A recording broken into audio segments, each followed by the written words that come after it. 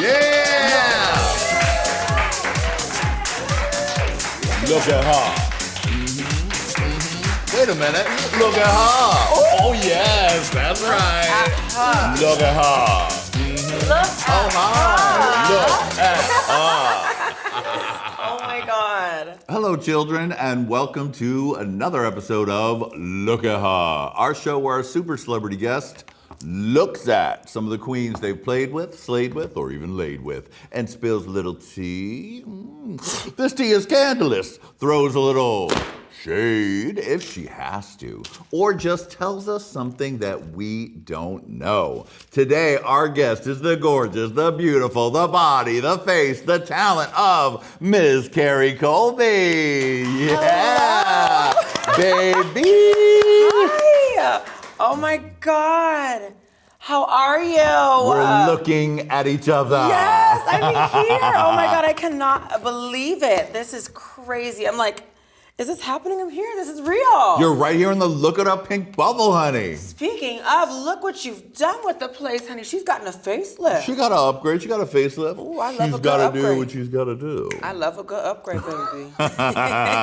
You're finally here after you said you've watched for years. I literally have watched this show since I was so young. When I first got into Drag Race, you always want to know more. You always want to get the tea, the gossip, the inside scoop. And so this has been such a part of my upbringing into queer culture. I love that. Lord. And that makes it all worth it, Ms. KERRI, honey. Full circle. Well, then you know how to play this game, don't you? I'm ready. I'm a little nervous, but I'm ready. Okay, well, I think if anybody can do it, it's you. All right, well, let us begin. Look at her. Yes. There she is, Sasha Colby, Wow. newly crowned queen. Wow. And your drag mother. My mother.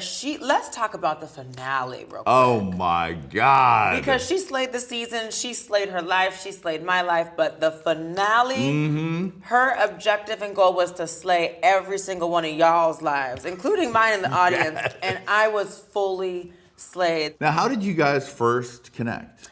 Oh my goodness. So she doesn't remember this because it was so long ago and I was a fool. I looked like a chicken with my head cut off. But my first time ever meeting her, there was a prelim for Continental in Dallas. They don't normally hold them there, but there happened to be one. So all these beautiful trans girls showed up and I was like 17, 16, just a chicken up in the bar. I know I shouldn't have been, but I didn't have nowhere else to go. So I was just living my best life and I see all these women and I see her and she just stands out completely. And after the show, after the night's over, I'm wasted. And I just go up and kind of run up at her and I'm like, oh my God, you're beautiful. I love you. And what's your name? Who are you? I've never seen someone like you. Because that was one of my first times encountering a full-fledged just trans woman with that winner lioness energy. And later did I find out we're both Leos. So she had that Leo energy down. And I found out who she was, did my research, and then we ran into each other here in LA when I was I call it cross-dressing because I was just stepping out in some breastplate, hips, a wig, and just living my damn life in the streets. First steps. It was my first steps. People called it drag. I called it, baby, I was doing everything I could to just identify it differently. And I think she clocked it because we ran into each other. She was like, hi, who are you? What's your name? We started exchanging the little pleasantries, and I was like, I'm KERRI, and she's like, I'm Sasha. She's like, I know, I love you. And she's like, so do you have a mother? Do you have a last name? And I was like, I don't. She goes, good, now you do. Wow. She was like, now you do. Your name's KERRI Colby. Nice to meet you. And it was just because when you know, you know. Yeah. And it's just been so amazing from there, and I've met so many amazing family members. I have so many aunties from Continental or just trans in life, and now all the winners and all the alumni of Drag Race, because she is everyone's favorite drag queen. She so is. I got a lot of aunties, and it just opens the door for a really amazing relationship I get to have with everyone. Well, congratulations, Sasha. We're so thrilled for her. I mean, as people that I knew her before, saw the growth, and just to see her go through and just slay 100. and get a beautiful edit that will last forever. She's got the forever famous edit. And the thing about it is, you spotted it because you gave her flowers and gave her respect. And that's why I have so much love for this show. Before, she was on Drag Race a while before, but she was able to share her story and she looked great. Oh, she did. Great doing it. I love knowing ahead of time that someone's great, and then the On the world pulse. catching on, honey. Yes. They have caught on. Look at her. Let me see.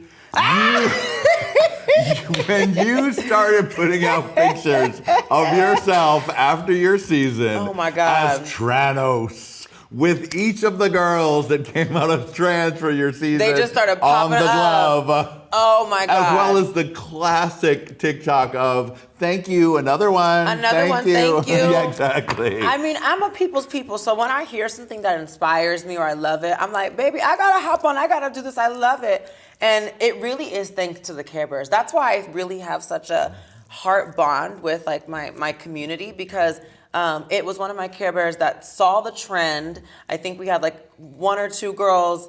By when Kornbread like announced and everything was official, like, oh, we got one trans girl, we got two trans girls, then we got 3, then we got 4, then we got 5. And so like they started the thing early with the Stones, because like at this point, Kerri's just helping people be authentic left and right. Yes. And then when it started to really accumulate, they were like, oh, girl, we're filling this gauntlet up. Exactly. And I had to start sharing it at that point because I was like, this is absolutely outrageous. It was too good. It is It was such a funny thing. fantastic. It was totally fantastic. Fantastic, honey. I was like, I couldn't have cooked this up in a cookbook if I tried to. Really? And I just love that they hopped on the trend of it. And another one, thank you, too, it was like that energy, you know? Because the girls were coming out. It was like laying eggs, baby. Just 1, Oh my 2, God. 3, honey. And they all hatched into fully formed Women, beauties, honey. honey. Yes. Females. They all give feminine energy, and they all just, and I love that everyone's so unique in their transition. Yeah.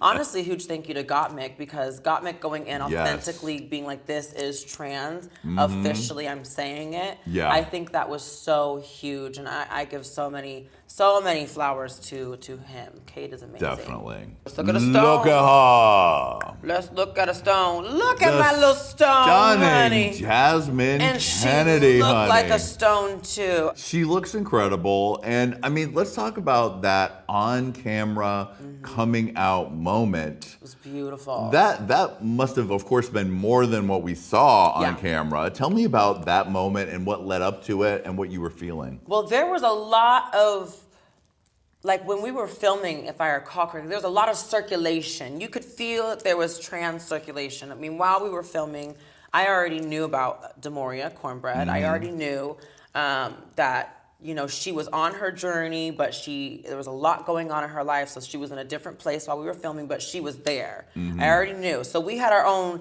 sister vibe. It was a beautiful, kind of like, I know your secret, you know my secret, I know you know what we know, girl. And then with Jasmine, you could just see it happening. Same with Bosco, you could just see it happening. The girls either were ready to transition before they got casted, or like thought about bringing some hormones with them, low key to set. And obviously that wasn't the choice at the time.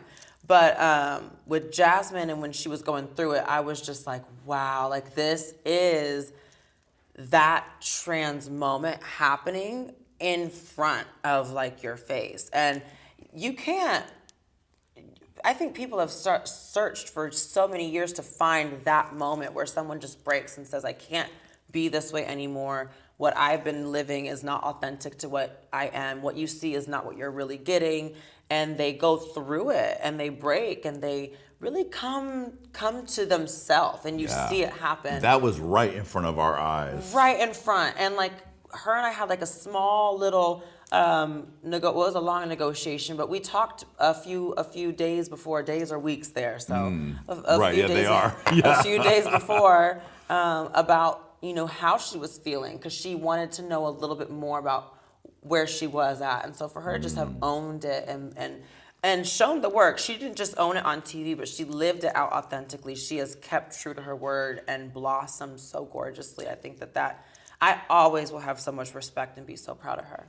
And nobody can hump the floor like Miss Jasmine Kennedy. Nobody. Honey. She gets floors pregnant, baby. She sure does. Okay, she is a mop that we need. Yes. Jesus is a mop. All right, look at her. Oh, let me see. Oh, isn't she just divine? Absolutely stunning. No, literally, she looks like a skinny divine with those eyebrows. I fucking love Bosco. I think it's so funny because when we were filming, let me tell you, that bitch is competitive. We did see a little of that. She is competitive. And what y'all saw, I mean, she is competitive. She is in there to make sure that she gets the work done and you see it. And I love that. I love a determined queen. And I think between her and us, we were right next to each other. So we both saw that in each other. And we had so much like, now I look at it as fun, horny energy, but at the time, that bitch was giving me an anxiety attack the whole time I was there, because she was so, like, aggressive, and she's like, yeah, you got trans, you may not know it, but I got trans too, bitch, pow, you know, and I would be like, ooh, she'd be beheading fucking tigers and stamping them on stakes and walking down in her bridal couture. She was just, she was so wild and so fun and so free, and I think that I'll never forget those moments because she was so fun. And then to know her now, I feel like I have such a, we went like hormone raging crazy or like the lack of, and now we're like so balanced and we're just like sipping tea like, yeah, we almost killed each other. And you know, we're just like, oh, fun times.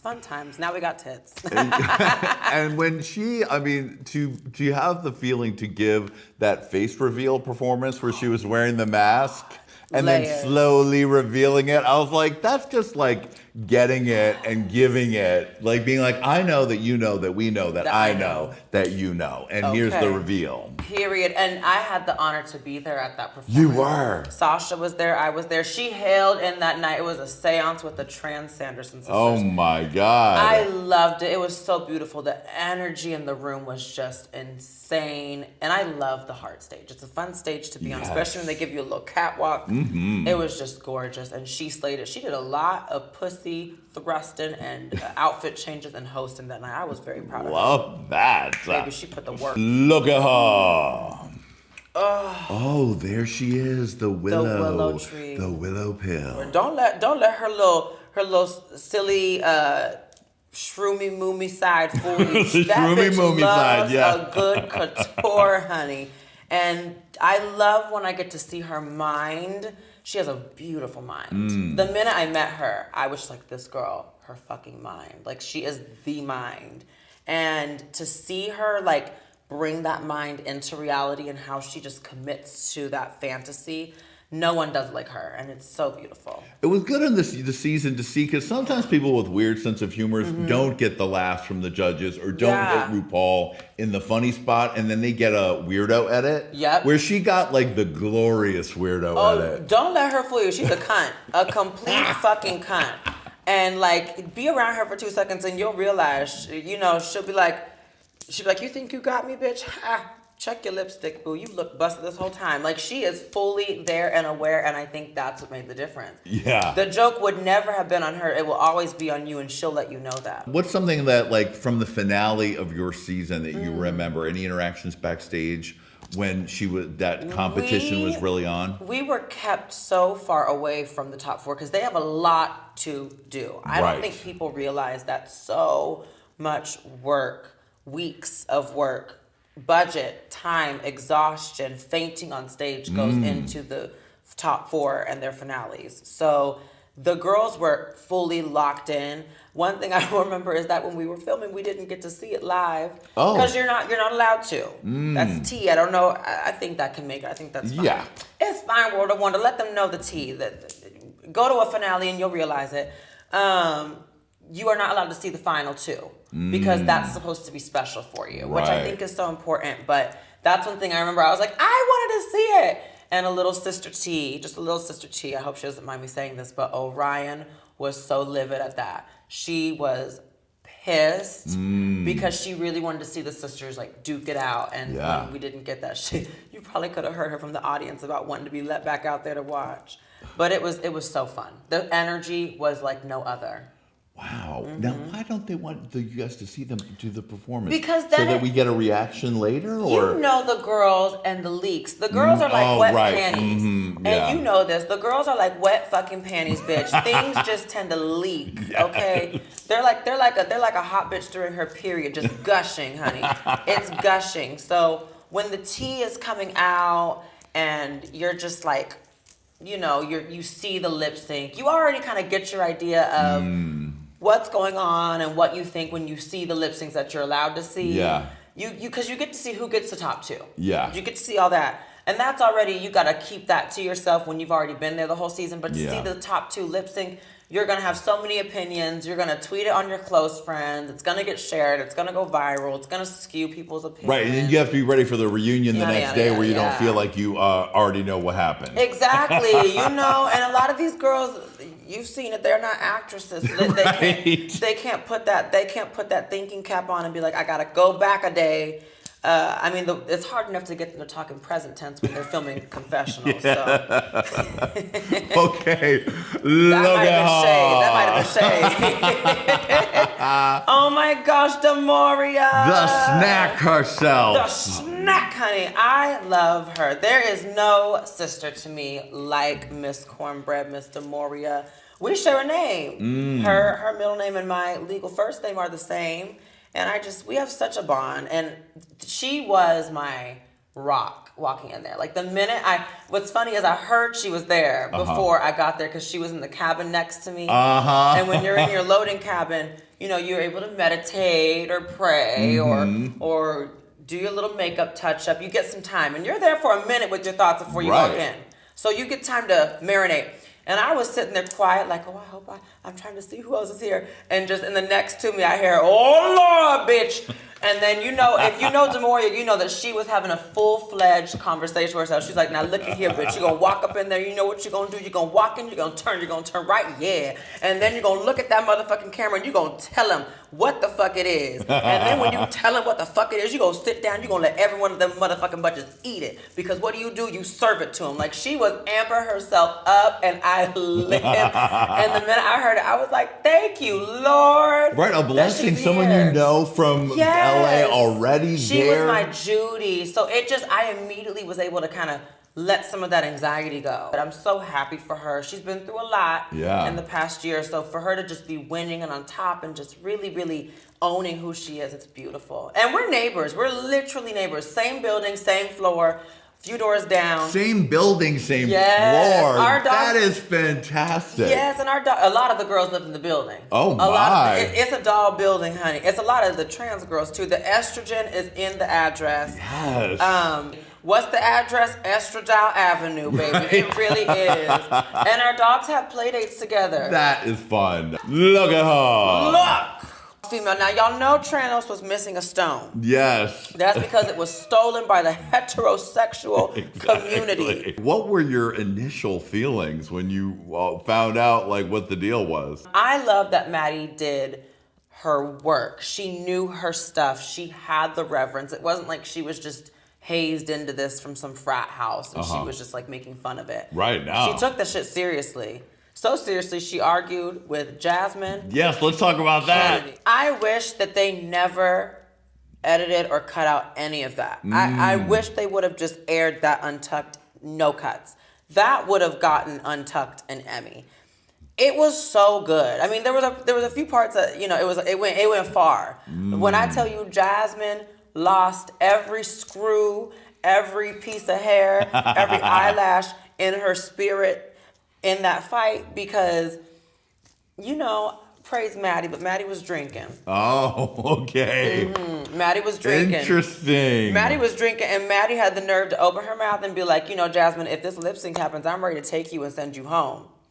Now you are spinning, the room is spinning, and your brain is spinning so much that you're going to say that you're about to whoop Jasmine's ass when you can see that the girl is 2 Ritalins away from climbing the walls and doing backflips with this Alyssa Edwards hair because she can't believe she got read about the outfit. Right. You gonna tell her that. But I loved it. I lived. Oh, we all lived. And they went back and forth. It was volleyball. It was queer volleyball, and I was gagging. We were gagging, and that made being there and the stress so worth it because it was all so much fun in that moment. I think even they look back now and laugh. I bet they do.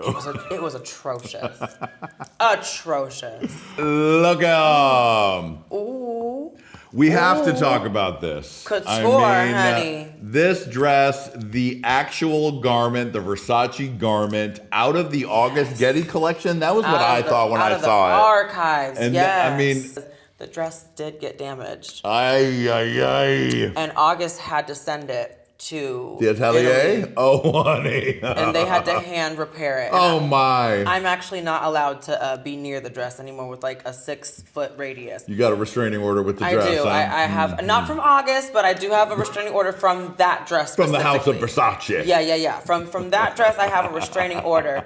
But I told him, because when he told me it got ripped, I was like, oh my God, please tell me it didn't. He's like, well, yeah, girl. And I was like, I'm so sorry. I don't know what to say. Like, you ripped history. And he's like, well, girl, I wasn't expecting you to lip sync in that. That's not what I lent it to you for. And I was like, shit, me either. I did not think I was going to be in the bottom. But lo and behold, they wanted that gag, because imagine if I would have tripped and fell in that. Oh, God. Now thinking back, it makes sense. But when they did it to me, because a lot of things happened in that challenge, I did not think I really should have been in the bottom. You saw from the actual promo that there was a whole piece they cut out. Mm-hmm. And I'm like, where was that when it was time for me to get red on this runway for wearing J-Lo? Because they told me it was disappointing that I wore it. I literally got told in the critiques, they're like, you know what, Kerri, you're wearing this dress, and it's a little disappointing because we expected this. And I'm like, what the fuck you mean? What? I was like, I don't know about you. Like, what is this? Like, what? How? But, now that I look back, I'm like, I get it. Haha. Storyline. Okay, all right, TV. yeah. That was like when Shea Coulee was funny. wearing Valentino Couture on All Stars and was safe. There's just a certain level where you're just like, oh, come on. Come on. Please. Well, honey, we are proud of you. You look good. You're stunning. You have brilliant ideas. You were the mother to so many that you did not ask for, but here you are, and you look gorgeous doing it. Thank you for being here, doll. Thank you so much. And this is a message to all the queens out there. If you get the opportunity to come by here, do it, because this is one of the most authentic people. This is such an authentic set. This is such a good place where if you want to just come and feel free, feel liberated, talk your shit, honey, and have an audience that's really going to respect you for being honest. This is what Johnny McGovern has always done, continues to do, and I love and am so honored that I'm a part of it, because thank you. Thank you, sweetie. Yes. I really All the appreciate success that. to you. Thank you so much. And also Lady Red. And Lady Red, our Yes. beautiful Lady Red. You said that when you used to do shows at Makeout Mondays at FUBAR, where she did the door, that you had a lot of interactions with her. Let me tell y'all something. There's another reason that this show's always been so near and dear to my heart. I've always loved seeing Lady Red, and when I started drag at FUBAR Makeout Mondays back in the day, I think it was like 2019, 2018, she was the door woman, and I would always take time to go out and hang out with her. She was so chill. She'd be smoking her weed, honey. And I am such an auntie, so I love auntie energy. It makes me feel safe and comfortable. And I was still finding myself at that time a lot. Like, I was still in my non-binary drag queen, confused, very lost boy phase. And a lot of my conversations with her helped me feel so much more comfortable and helped me understand my community that I'm in better. So I really, really love Lady Red, and she was such a treasure. She was, and we miss her, and we love her. We love you, Lady Red. We love you. And we love all of you. Thank you so much for watching. If you want to see more of our interview with Kerri that we could not fit in the show, you're going to have to go to patreon.com/HeyQueenTV for all of the tea. That's Kerri, that's the tea. I will see you next time on Look at Her. Hit it. Look at us. Look at her. Oh, I'm looking. You look good. Look at her. That's right. That's right. Look at her. We'll see you next time, baby. Bye. Look at her. Love you, Lady Red.